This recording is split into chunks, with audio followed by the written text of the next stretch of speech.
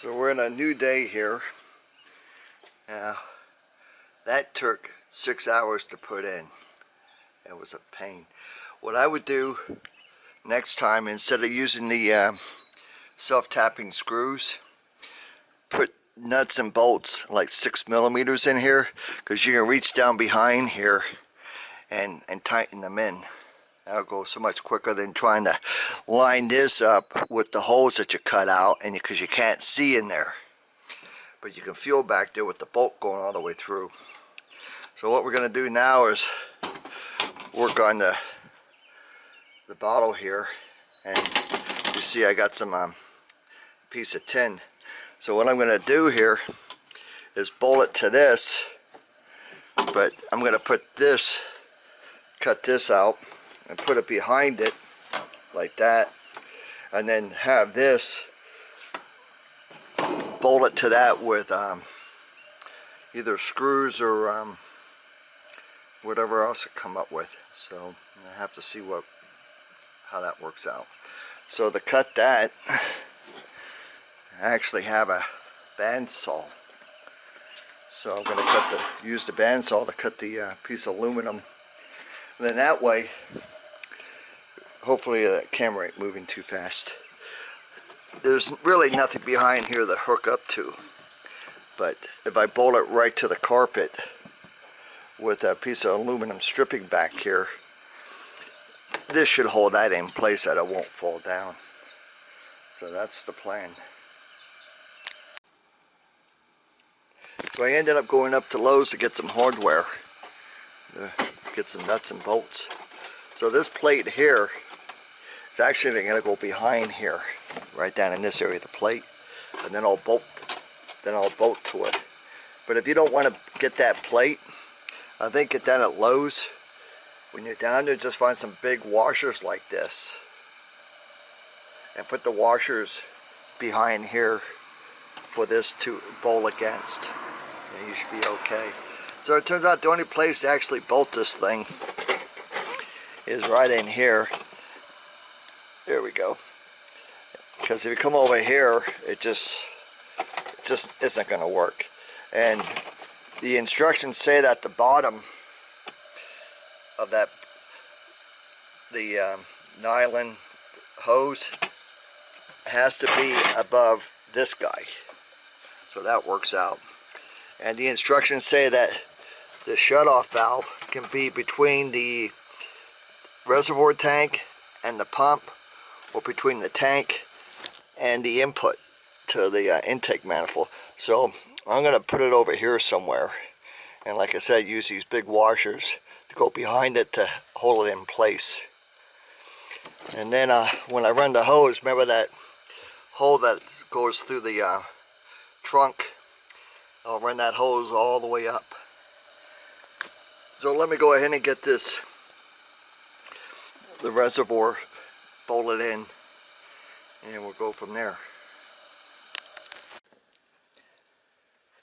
So I got to line up my holes here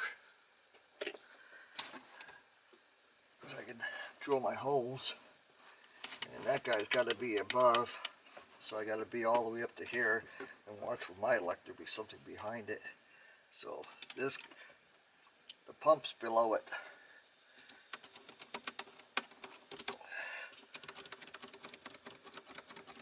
There we go. And let's see what happens from here after I drill those holes.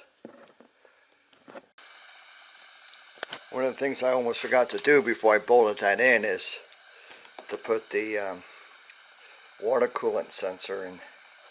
So it's going to go in on the side. Let's see here. It should be, look at it.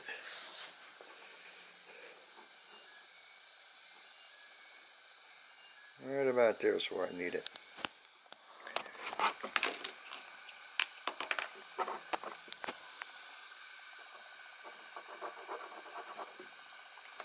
So let me put this down and drill that hole out. So I got my hole drilled, but the trouble is when you try to look down into that hole, you can't see which is up and which is down. So here's a little hint. So this is top because that's where it's going to fall down.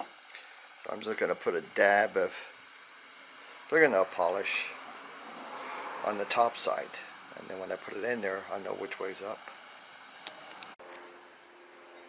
And another thing I noticed, count your threads, because when you're down pulling it out, you don't know if you have this flush against the tank. So I counted 9 threads, and then on the grommet here I put some Vaseline on it. Hopefully that'll help it slide through there much easier, because it's tight.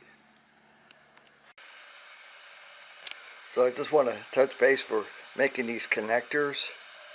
I use the Delphi, D-E-L-P-H-I tool, and this company, I don't work for them, but they have a kit.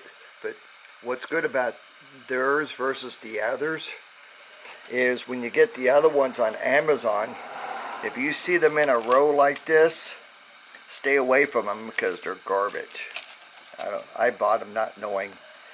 Delphi actually likes the connectors that come individually, because what happens is when you get them into the tool here, when you get them down in this tool right here, these guys here don't sit properly. They fold on there.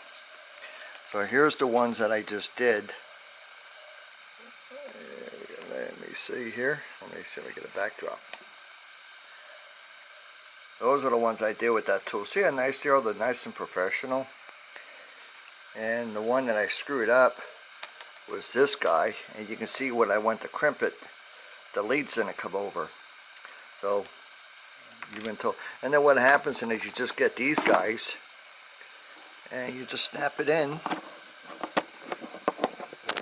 like that and close the lid, and then you get the other end, hook it up the same way, and you got a nice quick professional disconnect, and you don't have to worry about them falling apart. So like I said, the company is, you don't have to buy the whole kit. And by the way, this tool here, that's $100, but you're only going to buy it one time and you can't get it used. And don't go buying the cheap stuff. This one here is actually a Delphi tool, so you pay for what you get.